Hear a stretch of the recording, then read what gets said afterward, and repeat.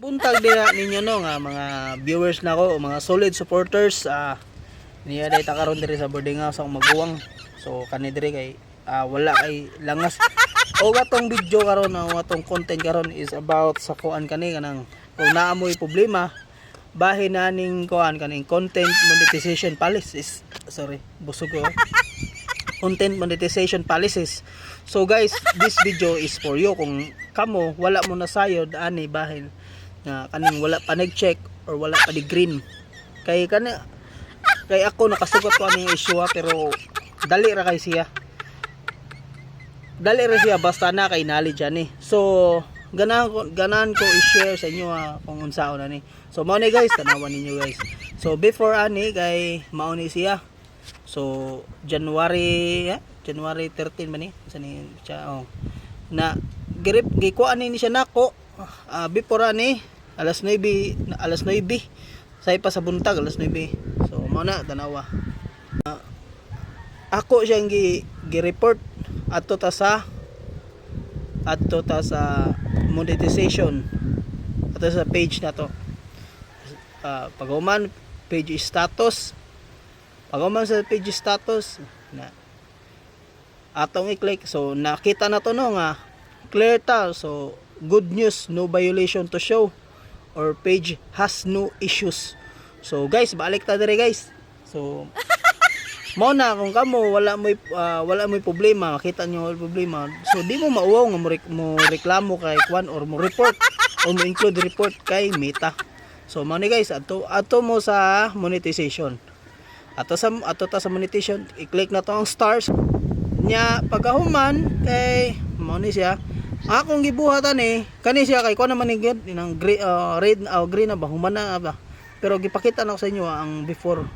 So inyo ang ibuhaton dia guys. Inyo ra nang i-shake ra ninyo, i-shake. Pasensya guys, wala mo gud kailangan kamera, ako ra mong cellphone usa. Pero inyo ang buhaton na wa mo ilang i-click diha, i-shake ra gid ninyo. Pagabot sa monetization, i-shake ra na man. I-shake ra gid na. Bisag kalima lang kanang kusgong yun mo ba? 1, 2, 3, 4, 5. 1, 2, 3, 4, 5. Ganyan ba? Pero mao na siya. Nanay mo gawas. Mao na siya. So paghuman nanay ni gawas, i-click na to ang include. Paghuman sa include, nanay attachment sa tong report. Imo na iko I have already committed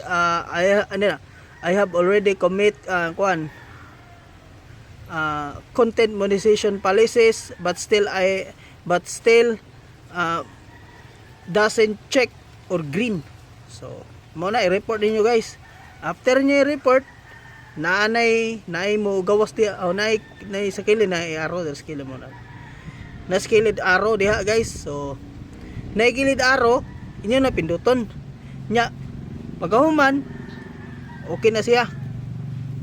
Nya huwato na ninyo. I-check ra dai inyo mga pila ka oras base sa inyo usa ra ka oras, 2 oras or 1 day o 2 days. But sa kuha mo good guys kay wa naglambot og 1 day. Alas 9 lagi sa buntag nya gi-check daw sa gabi alas 10 naaday nako. Magdepende na kami ita. Iyaha man na i-check. So mao kaning adlaw ang tutorial na to.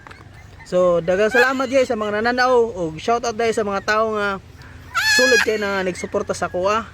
Og shout out sa inyo ha. Og kung padayon ta nga magtan-aw ta sa mga vlog og please support me also sa akong page, paki-follow na o paki-share ning video para aron daghang makakita. Og paki-follow na sad kay help me guys makaabot og 1,000 follower guys. Kay ako lisod kay guys 700 pa lang taon ta pero basin pa lang di ba? Basin pa lang diha ninyo. Meron kayong mga kasing-kasing malambot at hindi magahi, di ba? O hindi matig-ah. So paki-share naman, di ba? At paki-follow. Para marami tayo nakakaintindi. Ano ba yan mga kalin? So mara to guys, daghang salamat sa inyo pagtanaw. God bless sa inyo ha. So mara. Thank you. Bye-bye.